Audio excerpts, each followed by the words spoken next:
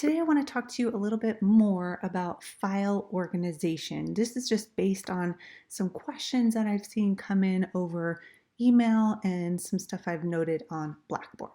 So the first term that we want to talk about today that we talked about last week a little bit is the root folder. So just to reiterate, the root folder will contain all of the files in your site, including HTML, CSS, and any images. I don't have any images in this one right now, but those would be in this folder as well. And the name of my folder is up there in green and is all lowercase and no spaces. HTML files are typically top level. And what I mean by that is that they're not usually nested in other folders, although they can be. We'll get to that in a second. But they're typically just, all put in there, and then we have folders for some other stuff. Notably here, the example in yellow is your CSS would typically be contained in a separate folder. And that's just for ease of reference, and you may have multiple CSS files, so it's a little bit nicer to keep them in one place. As stated previously, make sure that you're naming all files with lowercase letters, no spaces or special characters. So you can use underscores like I did up here. You can run it all together. And then last bullet point, if needed, you may nest additional folders for sections of the site. I did not do this here. It seemed like it created some confusion, but you can do it. It's just not in evidence here. So a little bit closer look at my root folder. Again, I've got my HTML files listed in here. I also have my to show you that by clicking that little arrow. You can see I've got 2 CSS files in here. That was just to show you that you can. So any CSS files would be located within this folder. If I were to have images, which you will most likely, I usually would put them in a folder called assets. So I'll just make that folder now. Nothing's in it yet, but you'll see things start to populate that as we move forward in the project. So a little bit closer look at my root folder. Again, the home page should be named index.html. I made a little site for you guys that we'll check out here in a little bit. Okay, this brings us into talking about the sitemap. So we did this exercise back when we did the How to Eat Toast exercise that led us to this type of flow chart activity. And this is just a fun example of a decision tree, or could be a sitemap if you're doing an interactive fiction, of choices and where they might take us. So feel free to pause and kind of zoom into this. There's some pretty fun choices here. Another one that's kind of fun to look at is this Should I Work for Free by a notable type designer called Jessica Heish, and that URL is up here. You can check it out. It's much larger than it's shown here on the site. So, we've got the main launching page here. This was a decision tree we were working at. We would have 4 options. So I'll show you mine.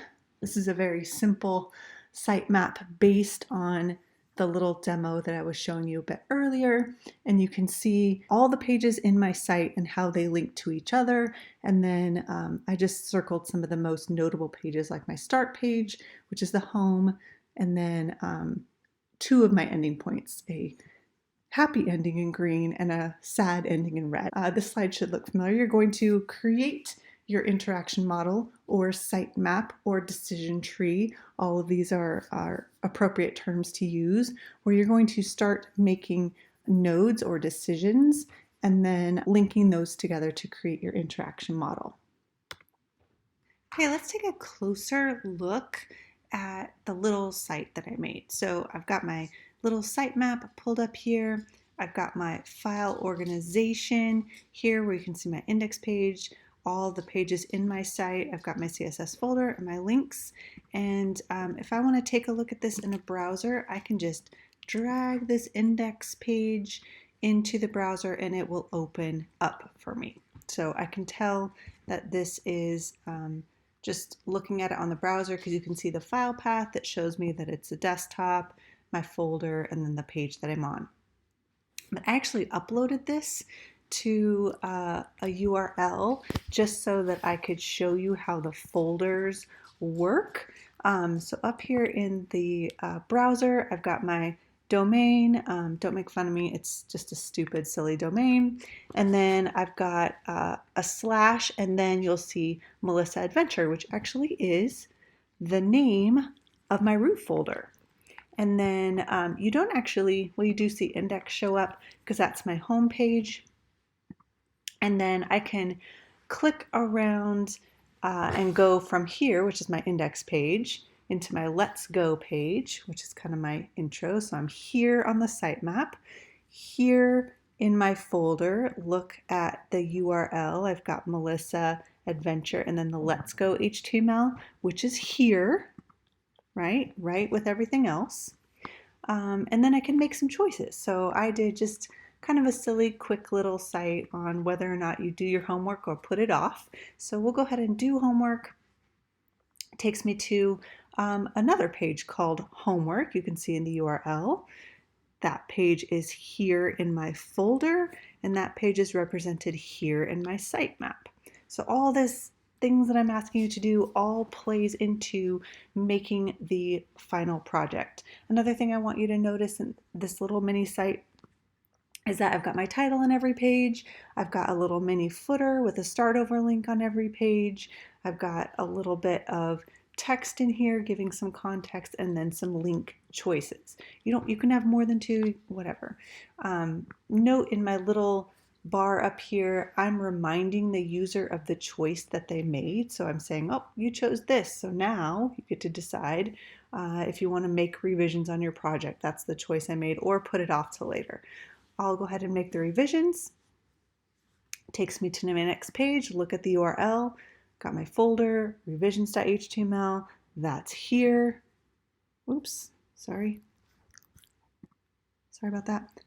That's here in my folder, and then here on my sitemap. And then I'll go ahead and work on my sitemap now. And that takes me to my little ending page, which is sitemap. And this is an end point. I changed its color just so you could see it.